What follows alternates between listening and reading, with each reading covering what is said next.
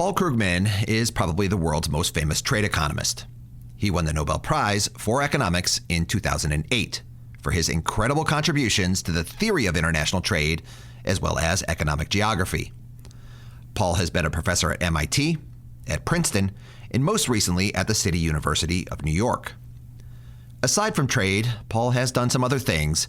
He knows a lot about macroeconomics, and he was, after all, a columnist for the New York Times for the last 25 years.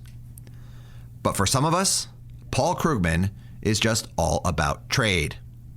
So I was super excited this week when I got a chance to sit down with Paul to have a freewheeling conversation about some really geeky topics. We start with what economists got a little bit wrong about agglomeration externalities. That's one of the areas of international trade that he pioneered in the 1970s and 1980s. We then hit on the recent resurgence of industrial policy, as well as the Draghi report, AI, and because it is 2025, we conclude on tariffs and President Trump. You are listening to an episode of Trade Talks, a podcast about the economics of trade and policy. I'm your host, Chad Bown, the Reginald Jones Senior Fellow at the Peterson Institute for International Economics in Washington. Here's my conversation with Paul Krugman, and apologies in advance for the beeping taxis in the background. I guess that's what happens when you try to record a podcast in Midtown Manhattan.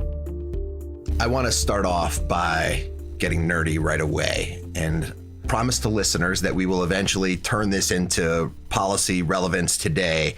But I want to take us back to, some of your early research from 30, 40, 50 years ago, this thing about agglomeration externalities. Tell us about it. Okay. At a certain point in my fairly early career, it didn't seem that early then, but now in retrospect, I realized, like the guy who realized he'd been speaking prose all his life, I realized that I'd been doing economic geography all my life. And the most striking thing about economic geography, where stuff is, where production takes place, where people locate, is that it's extremely uneven. That you have, first of all, large concentrations of people and economic activity in fairly small parts of nations. We're sitting in, the middle of the New York metropolitan area, and there's 23 million people in a relatively small area here. And also that individual industries are often extremely localized.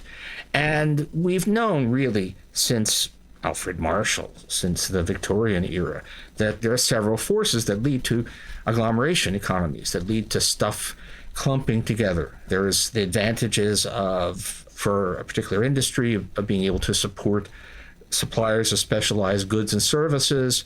There's the advantage especially for specialized skills of a thick labor market. So if your Silicon Valley startup goes bust, you can move to another one the next day. And if a Silicon Valley startup wants to hire more people, it can poach its competitors the next day. And there's knowledge spillovers of various kinds, which, we now talk about technological spillovers, which is boring and modern. And I always like Marshall. The mysteries of the trade become no mystery, but are, as it were, in the air. And all of those things have been characteristic of economies one way or another since the 19th century, at least, to some extent even before then, and we can argue about whether they've increased or diminished in importance over time. I think it's fairly clear that they've increased over the past couple of decades and also are interacting now with geopolitical stuff in a way that wasn't true before. So maybe before we get into the geopolitical stuff, what are some of your favorite examples from the real world, from history, of where these agglomeration externalities have tended to pop up? Industrial agglomeration was much more of a thing in the United States circa 1900 than it is today, although it still exists. So there are all these great, examples. There's the detachable collar and cuffs industry of Troy, New York. There's the costume jewelry industry of Providence. If you drive into New York via the Lincoln Tunnel, you pass under a sign that says, "Welcome to North New Jersey, embroidery capital of the world," which it once was. So in advanced countries, Silicon Valley is a massive, massive example of agglomeration economies. New York, the core of the New York economy is the financial industry. And the reason the financial industry is here is because it's here. Everybody wants to be near everybody else who's in that business. And London is the only even approximate counterpart. And there's really just two centers like that in the whole world. Industrial stuff There are some industrial clusters in the United States. There are actually more than we realize, and there are particular, even service industries that are clustered in particular spots. China looks a lot like America circa 1910 in terms of industrial clusters, and some of them are really important, and we'll probably get to those, and some of them are sort of more fun than anything else. So there's one town, fairly small city, that produces most of the world's buttons. There's another town that produces a large share of the world's underwear. And it's always the same forces that apply. There's often a strong advantage to clustering near other people who are doing the same kind of thing you are. Now, there are centrifugal forces also that make you want to spread out. You can often pay lower wages or have lower land costs or something if you can move away from one of those established centers. And there's always a tension between those two. But clearly, there's a lot of agglomeration that goes on in the world. The economy is inconceivably complex, and there are millions and millions of different goods. But if you narrow down to any particular sector, you're often surprised at how few places actually produce it. It's just one town in China or two places in Europe that actually do it. In my experience over the last couple of years, both in government and watching policymakers, there's a lot of worry, it seems today, with the fact that for some of these industries, they have ended up very, very geographically concentrated. So if we think back to COVID, right, a lot of the personal protective equipment, so masks and gowns that hospital workers needed during the height there that we ran short of, a lot of that could be made anywhere. It's not particularly complicated to make, but it was really massively geographically concentrated in China. Similarly, high-end semiconductors, right? We all know the story today that these things, more than 90% of them are being manufactured in just one location on the island of Taiwan, just off of China's shores there. Another one might be critical minerals processing. These critical minerals are located in the ground all over the world, but they, over the last 2 decades, have been the processing of them, so turning the rocks into the things that you can actually use, is now increasingly geographically concentrated in China too. And for some of these things, policymakers are now worried. They're worried, it seems, because maybe it's where they ended up. Maybe it's the world has changed. Maybe we're now exposed to climate shocks and droughts and floods and the worries about pandemics and then obviously the geostrategic concerns as well. My question for you is, when you were at the forefront of really thinking about these agglomeration issues back in the 1970s and 1980s, and you were thinking about really the benefits of all this agglomeration, right? The benefits of trade, and how much thinking was there about these potential downsides, about the potential costs? I would say that I devoted approximately zero time to worrying about the risks. The world just seemed like a much less risky place then, and probably because we were kind of blind. And by the way, we should say that we, naturally being Americans, we think about the dangers of having other countries that we might have quarrels with controlling stuff, but other countries look at us. So the fact that so much of the world's financial system is either in or runs through New York is a big deal. If you're Iran and you discover that, or Russia, you discover that the U.S. can cut you off from the world financial network because all of that stuff is on U.S. soil or the soil of U.S. allies, is also a concern in a way that it might not have been. The world used to be, there was the Soviet bloc, but the world's market economies were relatively easy with each other. It was a kind of a relatively frictionless world, and a world in which disputes tended to be minor. We had trade issues, we had chlorinated chickens and that sort of thing, but not existential issues. And the world is a much scarier place now. Now, it's still true that if it's a country that you don't imagine abusing its position, we don't get very excited, although even that changes. So even a couple of months ago, I would have said that nobody worries about ASML and the fact that really high-end chip manufacturing equipment is all in the Netherlands. And no one expects the Dutch to engage in an aggressive campaign of conquest. But on the other hand, if we're talking about a looming trade war between the United States and the EU, the United States might suddenly find itself cut off from the equipment it needs to produce high-end chips. So I would say that we weren't thinking about it. I would have actually said it was inconceivable that we would be in the kind of world that we're now in. So a failure of imagination. Now that we're headed into this world, though, I want to ask your advice for policymakers. Yeah. If we take as given that for some of these products, there's been kind of too much agglomeration, that we've got too much geographic concentration of production, how should policymakers think about tackling that problem? What are the right kinds of policy instruments they might use? How do you think about these things? Okay, there's a lot of wisdom in old literature here. Somebody once said that a new economic thinking often seems to consist of rereading old books. And many of these issues come up in the old development literature. There used to be a time when many developing countries thought that import substitution behind tariffs and quotas was the way to modernize, and that view is largely discredited now, but it was out there. And we did a lot. There was a lot of hard thinking. And so Max Corden's 1974 book on trade policy and economic welfare remains relevant. And what Corden and others said was, if there's something that you think you need to be producing, then encourage production. The answer is industrial policy. The answer is to subsidize or otherwise promote. In general, a tariff has side effects that may not be what you want. If you're worried that too many of the world's semiconductors are being produced within striking range of China, then you want to subsidize production of high-end semiconductors in the United States. But that's not a good reason to raise the cost of semiconductors to U.S. downstream industry. So there's a really pretty strong case for industrial policy here. So that's the generic principle.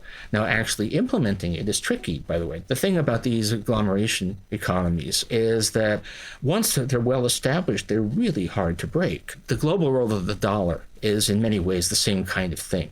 People use dollars for transactions, for reserves, for all of this stuff, basically because everybody else uses dollars. It's a tremendous thing. And I've been hearing imminent predictions of the demise of the dollar as the world's key currency for at least 45 years. And, the U.S. does occasionally abuse its privilege. Hasn't done it a lot so far, but Iran might disagree with me about that. And there are periodic moves to say, let's emancipate ourselves from the dollar, all of which have gotten nowhere because the forces of history, the forces of cumulative advantage are really hard to fight. And so if you want to develop rival agglomerations to existing agglomerations that you think are in the wrong place, it's going to be expensive and hard, which doesn't mean you shouldn't do it, but you should realize that it's not something you do with throwing a few dollars at the problem. I think one of the things that the Biden administration was trying to do along that front is, yes, there was definitely a domestic industrial policy piece when you're thinking about semiconductors and some of these other goods as well. But there was also an attempted recognition that if we could work with trusted countries, we didn't need to do it all here. So we seemed to be perfectly happy when Japan was also subsidizing a TSMC factory and Europe was as well. So we could get more of TSMC outside of Taiwan, but it didn't have to all be here. And it'd be great because we wouldn't be the ones entirely paying for that diversification as well. Yeah, and also the agglomeration economies in some ways. I don't know enough about semiconductors, but you can imagine that it might be easier to sort of pry some of these industries loose from hostile nations someplace else in the United States. The advanced countries are similar in many ways, but there are some differences in aptitudes. There are some differences in the local home base and in the particular skills possessed by the workforce. So there might be easier to get some stuff to relocate to Japan than to get it to relocate to the United States. It might be easier to get it to relocate to Europe. It might even, be easier to relocate to Canada in some cases. So a strategy of let's have the world's stable democratic nations sort of jointly try to make sure that critical industries are sufficiently well established in that grand alliance that we don't need to be too afraid of disruption. That's a great thing, or it would be a great thing if the alliance of democratic nations included the United States, which is what we're not sure about now. Given our recent experience with this sort of ex post, right, and recognizing, wow, we got geographic concentration of certain things, which ex post, we wish we hadn't had that happen. When new technologies come along and it starts to seem like these agglomeration forces might be kicking in and we might end up at that same place, Do you think there's a rationale now for policymakers to try to step in earlier and get in the way to prevent those kinds of things from happening? What are the risks there, maybe, too? No, I mean, it's speculative, although AI may be kind of in that position right now. And it's a lot harder. I mean, the whole logic of agglomeration says that there's a cumulative process where an agglomeration gets established and it's very hard to dislodge later on, and that's not necessarily a political or strategic thing. It's just, New York is New York in large part because of the Erie Canal. And that hasn't been relevant for 150 years, but it still shapes in some ways where things are. It would have been much easier to develop Philadelphia as a rival to New York if he'd been able to do something about that before New York was as fully established as America's dominant financial hub. So, yeah, there is a precautionary argument for relatively early intervention to at least diversify the global production of potentially strategic stuff.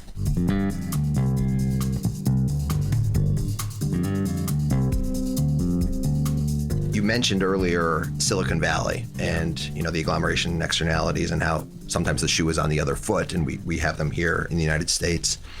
You've recently written also about Europe and the Draghi report. And so what do you think are the lessons learned from all of this for what Europe is going through at the moment? It's a really interesting case. I would suspect that the Europeans would be feeling relatively okay about their economic performance if it weren't for the comparison with the United States. The old Eurosclerosis of persistent high unemployment is gone, and in general, prime-age workers are more likely to be working in Europe than they are in the U.S. In a lot of ways, the quality of life is decent. Their life expectancy is several years longer than ours, so Europe looks pretty good, except that they have clearly fallen behind in some advanced technologies, and a significant productivity gap has opened up. And so Mario Draghi, world's greatest central banker, now trying to do other things, has this report saying, this is a crisis and Europe really needs to move. And to the extent it gets the Europeans thinking that's great, a significant part of that gap in productivity between the US and Europe is really very localized. It's a reasonable guess that roughly half of the US-European productivity differential reflects very high value added per worker in Silicon Valley and also Seattle, which kind of operates in somewhat the same way on one side of the continent, and greater New York on the other. That it's really the agglomerations of the tech industry in Silicon Valley and the agglomeration of the financial industry on the East Coast that are kind of the difference. And from a globalist point of view, there are strong forces that sort of want there to be a Silicon Valley somewhere, and it happens to be in the United States. There are strong forces that want there to be a New York somewhere, and it happens to be in the United States. That's, from the point of view of global income, probably a good thing. We get efficiencies from those concentrations. Now, what is harder is, to what extent does it hurt Europe that these agglomerations are in the United States? We have two regions in the United States that have very high value added per worker, and it's clearly agglomeration economies. It's not at all easy to parse the data.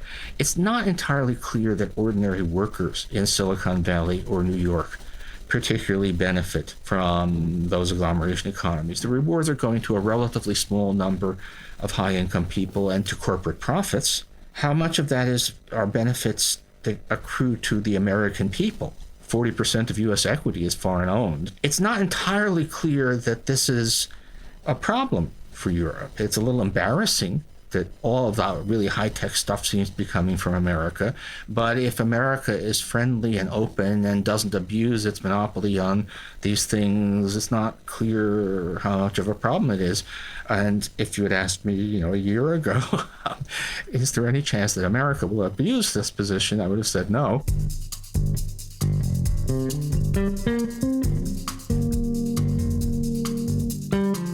Next, I want to turn to industrial policy.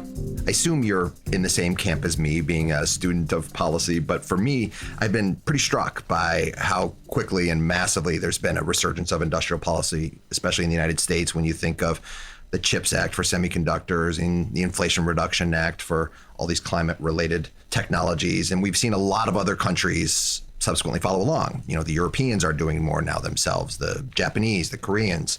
And obviously, you know, China's a big part of this conversation too.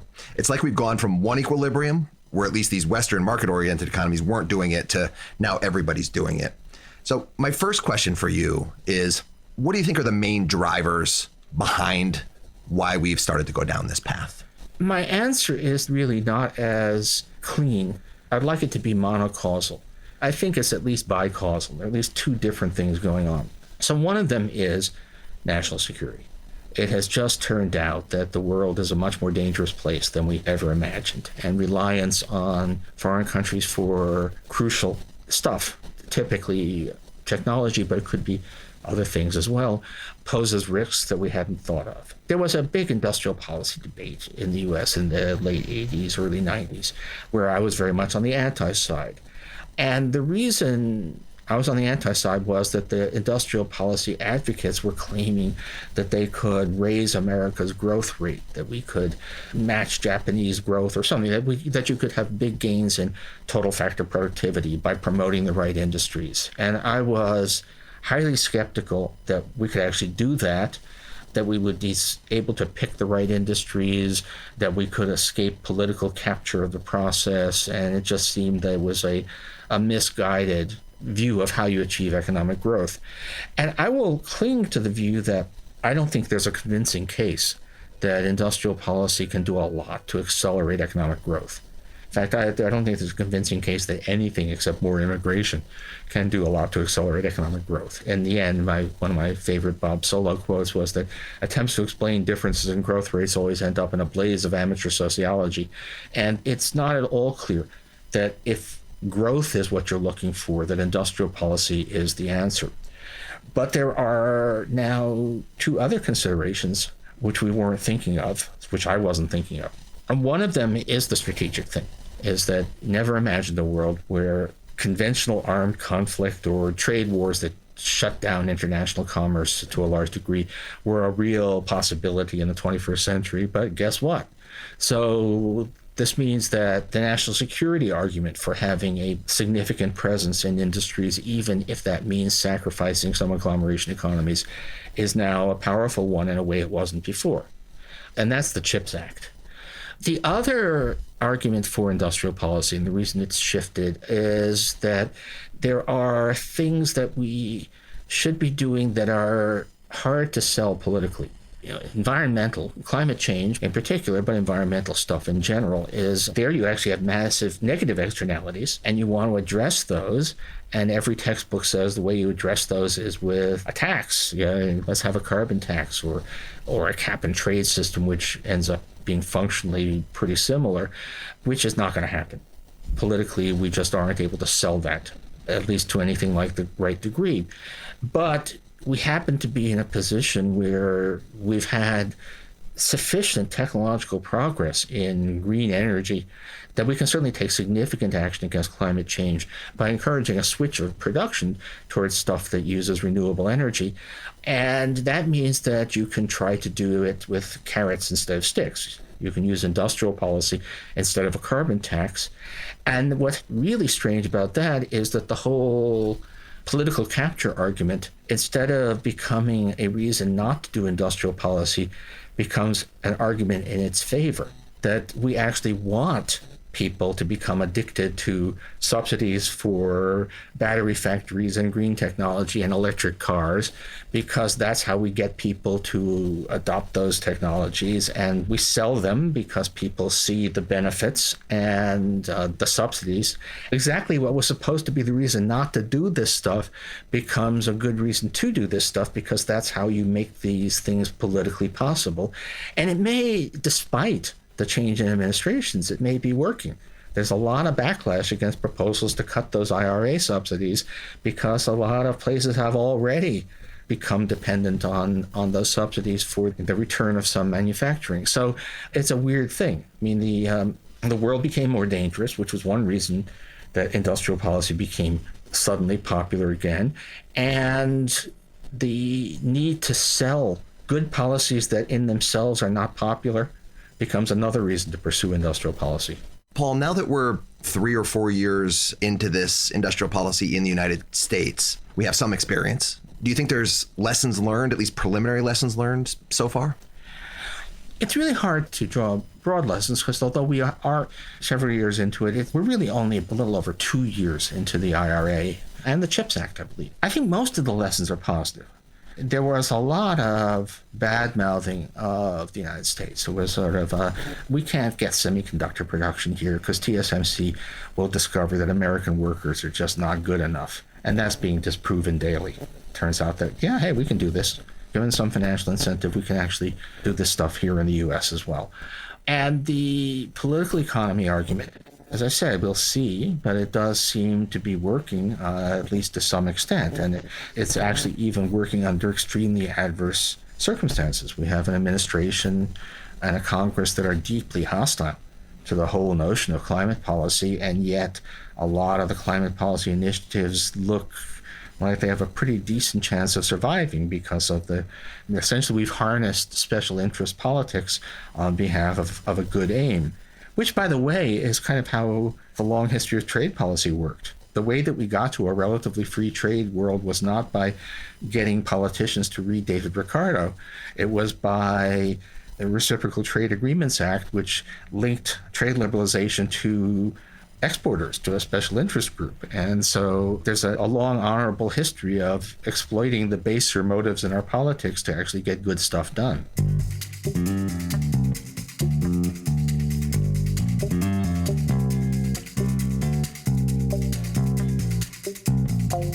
Let's talk about the downside risks and potential costs of this move toward industrial policy.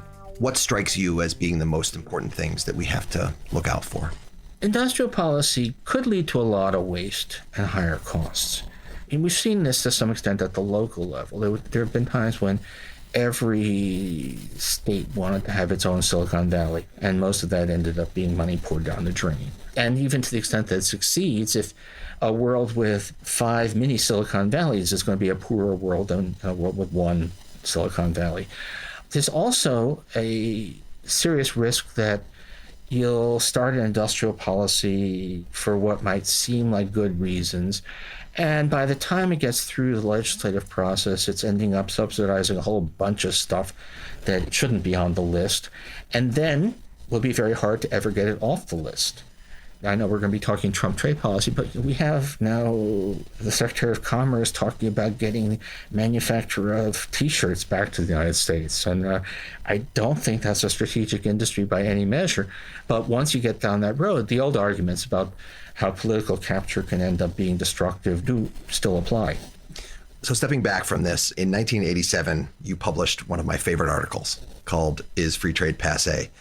And I'm paraphrasing you here, but I interpreted your answer to that question at the time as something like, yes, while industrial policy and government intervention can work in theory, it's almost impossible for governments to have enough information about markets or to foreclose political capture to be able to pull it off in practice. So free trade is still a pretty good rule of thumb. So how would you say 2025 Paul would evaluate 1987 Paul? Looking back, I did not envisage that there would be strategic arguments with the national security, which at the time, if you'd asked me, I'd say, oh, nobody cares about that anymore. That's just not a concern in the modern world. And boy, was I wrong about that. So it's turned out that, first of all, the security, and it's not. It's hard to identify good industries from the point of view of raising total factor productivity. It's not hard to identify industries that are important for national security. So that piece, a change in the criteria, matters a lot. I guess I'd say that the idea of harnessing political capture on behalf of good goals didn't occur to me, and that's probably a mistake. And I would actually add something else which hasn't come up in our discussion so far. It's turned out that the downsides of globalization, the China shock and all of that, weirdly is tied to agglomeration economies, because it turns out that while the total job displacements from Chinese imports were on the order of the number of people who are fired from U.S. companies every month, So why is it a big deal? Except that the particular industries were highly geographically concentrated. And so having Chinese furniture come in and displace a couple 100,000 U.S. workers, that's not callous there, but hundreds of thousands of workers are displaced all the time. But if you're Hickory, North Carolina, where the heart of the town's economy is the furniture industry, it looks a lot more serious. So there were a bunch of things that I didn't understand at the time. It still remains true that it's very easy to get carried away. And once you start saying, oh, well, all that free trade stuff was nonsense, and let's start throwing around tariffs, you can end up doing a lot of damage. Again, rather contemporary, I shouldn't say it, but most of us had a kind of complacency about the world, about the downsides of change that now looks naive almost 40 years later. Now I want to turn to President Trump. We are both trade economists, and so we have to talk about what's happening right now in the United States with the Trump administration on trade and tariffs. Let's start positively. What do you think President Trump gets right about trade? Oh, I really like to be open-minded here and say something positive about Trump and trade. It is really hard. I was never a complete free trade purist, but certainly saw a lot of virtues in it. But even if you were someone who was a fairly sophisticated critic of free trade, it's really hard to see any coherent conception in what's going on now. Trump is fixated on bilateral trade imbalances. And nobody who's thought about the subject for more than 10 minutes thinks that that's a valid criterion. So it's hard to see anything in there that makes any sense. So let's talk then about beyond bilateral imbalances, what President Trump gets wrong about trade. Where would you start there? Well, the first thing is that he thinks about it as being about the trade deficit in general, that we want to end the U.S. trade deficit and that tariffs are the way to do that. Now, first of all, it's not at all clear that the U.S. trade deficit is a problem.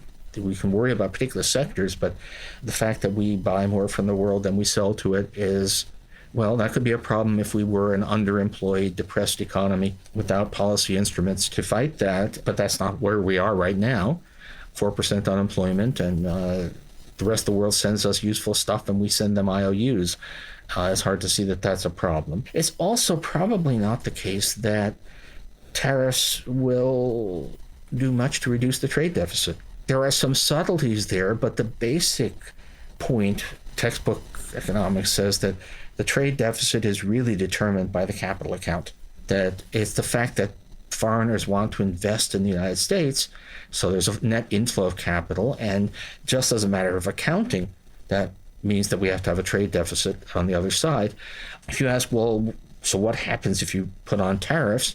The answer is, even if other countries don't retaliate, what happens is the dollar rises and we have lower imports, but we also have lower exports because we have a stronger dollar. And of course, if other countries do retaliate, we don't need as strong a dollar, but one way or another, exports fall to pretty much offset the effect on imports. And there's some subtleties there. I mean, if you raise tariffs to the point where international commerce sort of basically dries up, then so will trade imbalances. We're not going to be able to run a trade deficit with Mars because ultimately you have to be able to get stuff back and forth.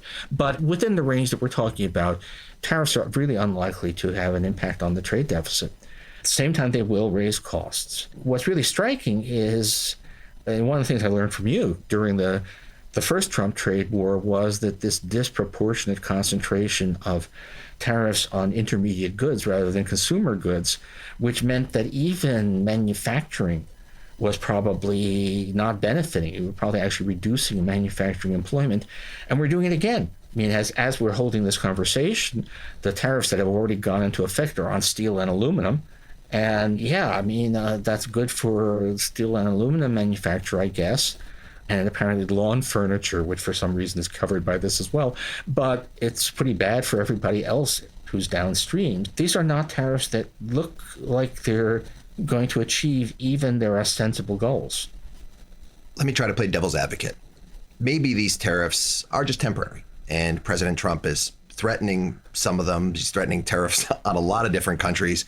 But with a goal in mind. He wants countries to come to the table and actually do something for a change. Countries have just been sitting around talking and not really doing much on a lot of different issues over the last 5, 10, 15 years. And we need to get them moving.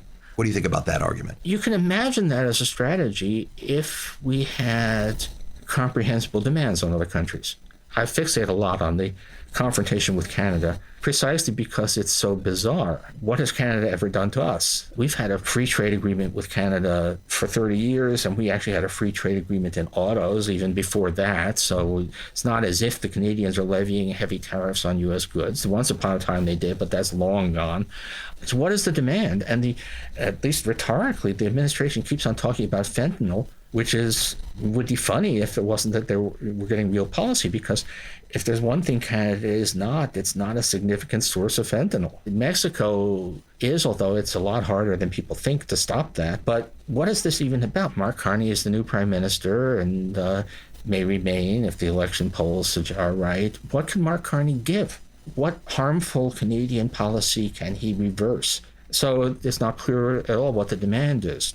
The thing that I would also say is that, in a way, unstable tariffs can be worse than permanent tariffs. If we really just went ahead and had 25% tariffs on everything from Canada and Mexico, that's bad. That'll cause a lot of disruption. It'll force the U.S. industry, especially the auto industry, to do massive, expensive restructuring.